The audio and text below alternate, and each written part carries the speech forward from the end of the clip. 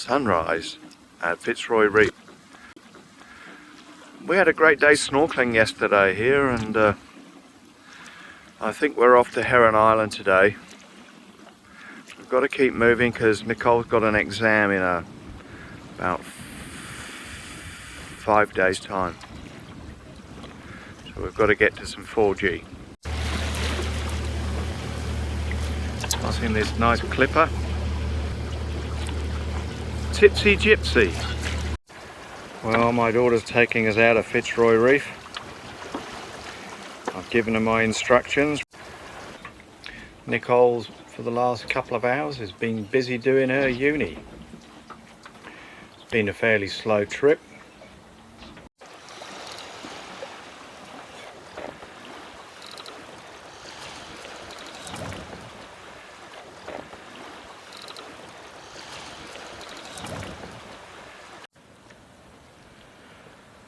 Well, we've made it to Herron Island, and we're actually anchoring at Wistari reef. It's very flat over here. Herron was a little bit more bumpy, a lot more tide flowing. Herron's over here. Absolutely nobody there.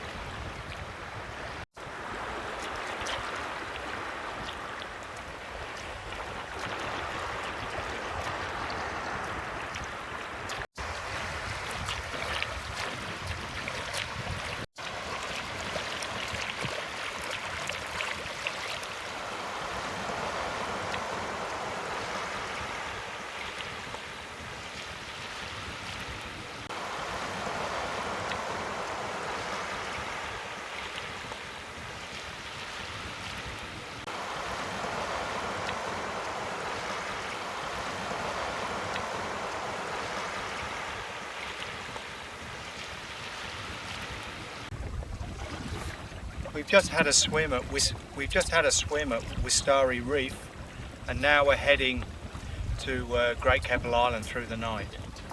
There's a bit of wind at the moment, and every day they're saying that it's going to be 15 to 25 kilometers an hour, 15 in the morning and 25 in the late afternoon. So we're going to head off now because generally the land cools down and you get a wind for probably till about 3 in the morning. So we're going to give it a go and see how far we get at that. We're, at 3 in the morning is, what is it now? So that is, say, 9 hours at 5 knots. So that's 45 miles. So we've only got then another about 12 miles, 15 miles to go.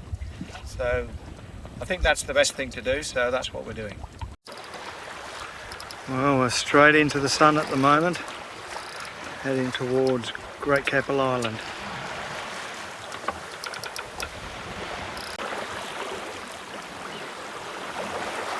So we've just left Heron Island about an hour ago, and the sun is setting behind me, and we're beginning our long night sail to Great Keppel Island.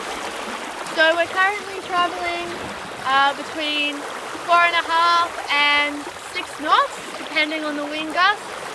So at that rate, it will take us about 10 hours to get there because it's about 50 nautical miles from where we are at the moment.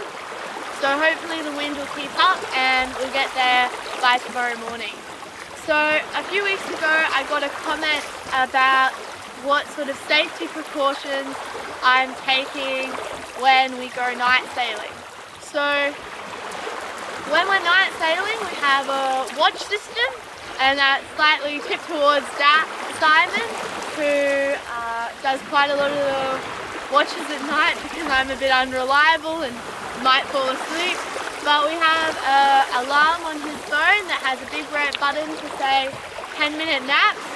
So when it's late in the evening, we have that phone set, and it makes quite a loud noise. We leave it on the steps, so you have to get up and press it off, and we have to have a look, check we're on course, and see if there's any ships around. So other safety precautions we take is I wear a life jacket. It's an inflatable life jacket, so it has a cord that inflates. And on that life jacket I have two bits of very important safety equipment if I was to fall overboard. So I have a light here that I can turn around, and it flashes really brightly, as you might be able to see. It's still sunset, but that's the way I could signal to get the boat. Someone would be able to see me and pick me up, so hopefully Simon would be able to turn around the boat and come and get me. If he's not away cannot find me for whatever reason, and it's an emergency, I also have a personal EPIRB which I keep in this pouch here, and I would use this to send for help. So that's what I'm using when I'm on the boat to keep safe in case we fall overboard. So other than that, we also do have a harness that Simon keeps in the boat. We would use that, well, he would use that if he's sailing by himself, because there's two of us. One of us would be able to turn the boat around in these more light conditions. If it was windier though, you'd definitely see us putting that on and using that on the deck. Other than that, we also just take measures of safety when using the spinnaker pole. So if it was windier and we thought that we'd have to go up and take it off, we take it off while it's still light and everything's in control, rather than go up later where it might be more difficult and wavy to take it off. So as the sunset happens and we go into night, that's the steps we take. So we'll just watch the end of this sunset and we'll see you all in the morning.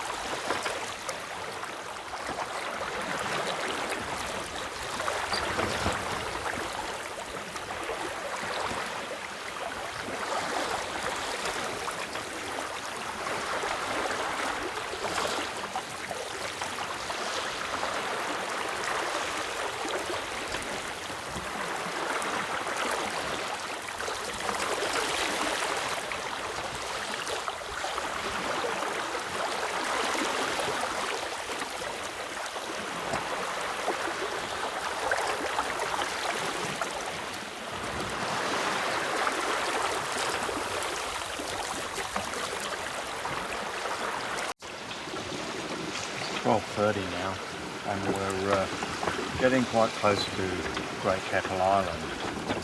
It's 10 miles off and about 3 miles off Herron Island. I'll show you on the chart. To get the same detail as on the computer on the mobile phone, I have to zoom in so that's what you see on the screen. When I zoom out, I lose the definition. Now here we are on the screen here. We're there. I need a pointing stick, so I'll use this thing here. We're there, just there with the yellow dot. We're going to come through here and round there. I've got to miss Egg Rock, which is there, and obviously Herron Island, and go in between Egg Rock and Herron Island. and then round the back of the Keppels. And we're about 10 miles off, so the speed we're going at the moment is 4.3, so it's about 2 hours, and we should be going around the back of the Keppel. That was probably 3 hours, and we'll be anchored.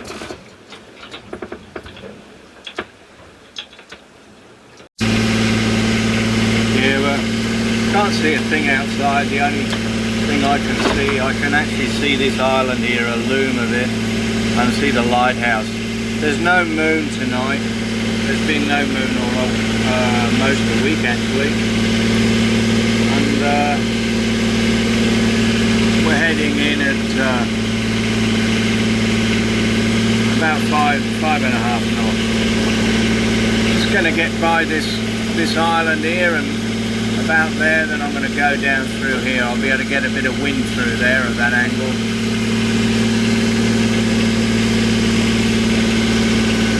At the moment I'm going straight downwind and jibing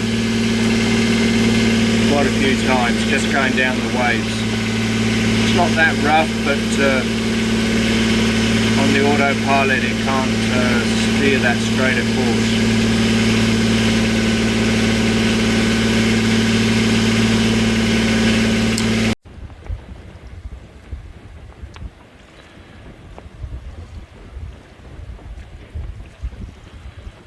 Just had the dawn service here at Great Keppel.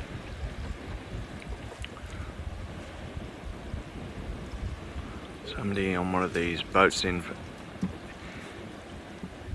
inshore had a trumpet.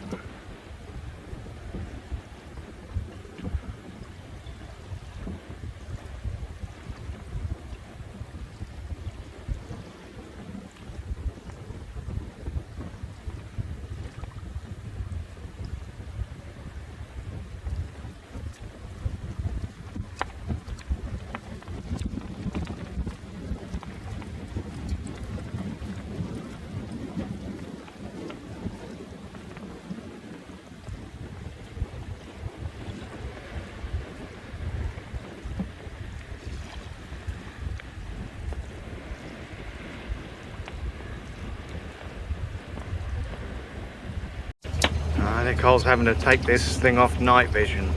It's the only way you can do it. You think the thing's not working? You got to put a towel over your head and close so you can see it. Isn't that right, Nicole? Yep, it's all working now. Why they can't design something a bit better than that, God only knows. Here we have got a famous boat, cruising boat here, Monsoon. I've seen that around many times. It's looking a bit worse for wear now though.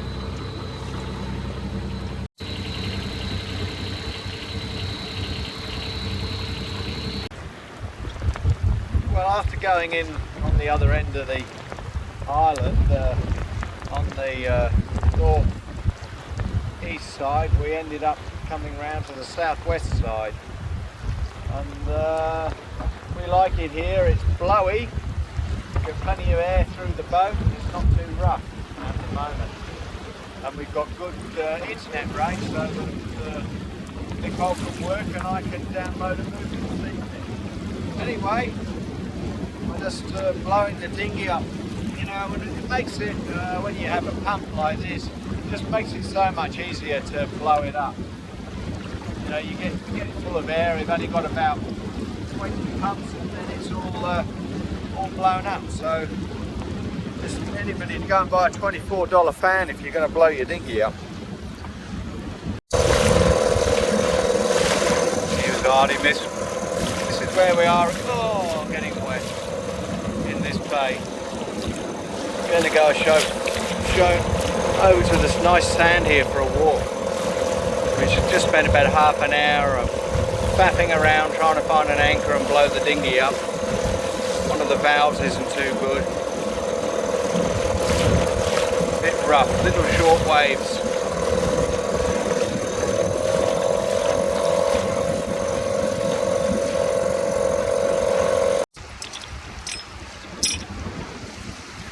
Put it upwind, put it upwind.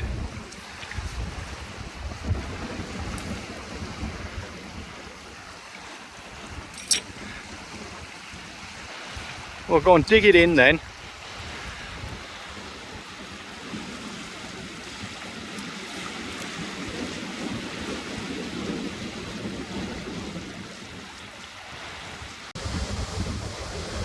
COVID-19, you know, we're on Great Keppel Island, and this is what you call distance walking. We're the only two people on this beach. On the other side of the island where it's sheltered, that's where most people are walking.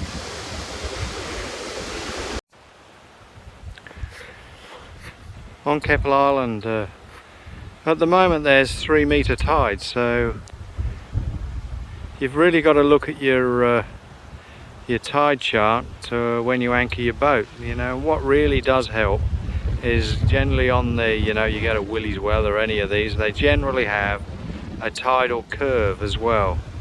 So you can tell from that, you know, what time what state you are on the curve and what state low tide is.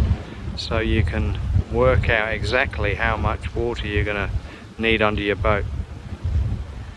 Well, we've got back before sunset, which doesn't happen very often. So we're going to go back to the boat and have drinks. And thanks for all those people who've shouted me one.